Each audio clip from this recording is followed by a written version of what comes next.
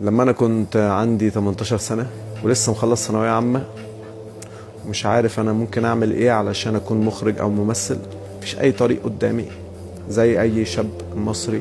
الجامعة الجامعة الجامعة، المسؤولية المسؤولية المسؤولية، تاخد الشهادة تاخد الشهادة. طيب بعد ما اخد الشهادة هوصل فين؟ فانا كنت زي اي شاب لسه مخلص ثانوية عامة، وكنت واحد من مليون واحد شبهي.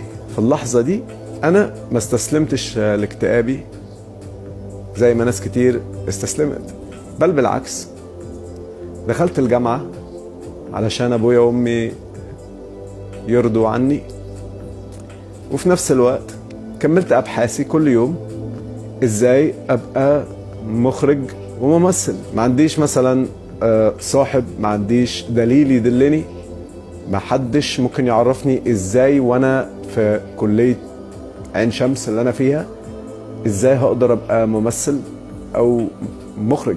طبعا انا فضلت احاول كل يوم لحد ما ريقي نشف.